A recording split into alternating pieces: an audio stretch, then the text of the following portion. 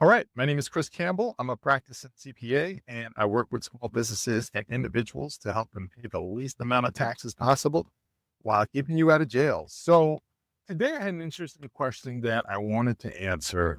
Business owners tax twice, something that has come up a number of times, conversation with folks, and you obviously want to avoid paying taxes, especially as a business owner. So the answer to that is it depends.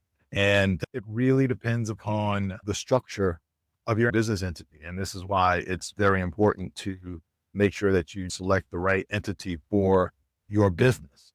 So, in most entity setups, you do not pay taxes twice.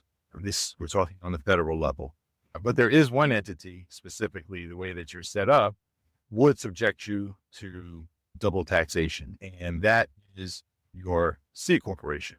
To back up and explain a little bit, if your entity is set up as a corporation, there are actually two different corporations setups, at least for tax purposes. There are two different types of corporations. You have what's called your C corporation, and you have what's called an S corporation, which, if memory serves me correct, is short for small corporation. And that was created more so to accommodate smaller businesses, closely held businesses versus your C corporations, which are normally like your big conglomerates. They're normally in the form of C corporations. So your Apples, your Googles, most of your publicly traded companies are structured as C corps. But with your C corp, it is possible to be subject to double tax, and it really depends upon your structure of your payouts. I've seen this a couple of times where I have clients that are C corporations and they get damaged. They run into some issues because they've decided to withdraw dividends from their company and not necessarily take a salary or a payroll. And that's where the double taxation lies, is that if you take a dividend from your C corporation, it does not count. And this is, let's say, for yourself. And we're talking about closely held companies here. Let's say that you do take a dividend out of your C corporation just as a payout to yourself, dividend slash distribution. With a C corp, that is not a deduction against the income of the company. On the flip side, the person receiving that dividend has to report it as income on their personal taxes.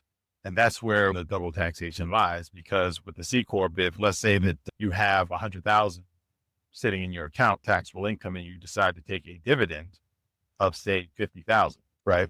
So as the person receiving that dividend, you have to report that 50,000 as income on your tax return, but it doesn't serve as a deduction on your C corporation taxes. So when it's time to file and calculate your taxes, the 100,000 is still being taxed at the corporate level, right? So you still have to pay taxes on the C corp at the corporate level on the 100,000.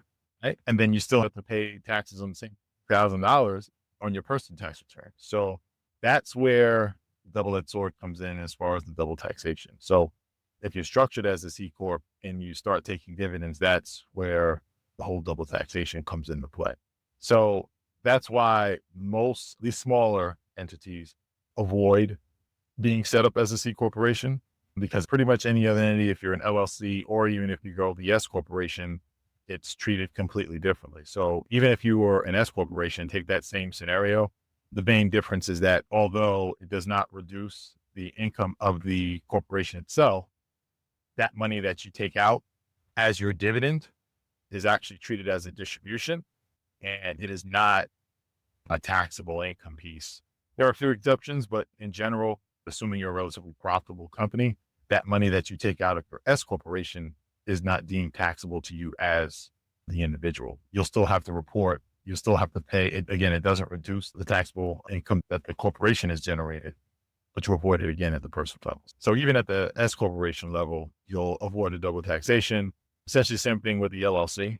So that's why as a smaller entity, you'll either want to go S corporation route or the LLC amount. So that's the main reason why you don't want to necessarily do a C corp, to avoid such. Now, there are scenarios where you either have to be set up as a C corporation or it's in your best benefit.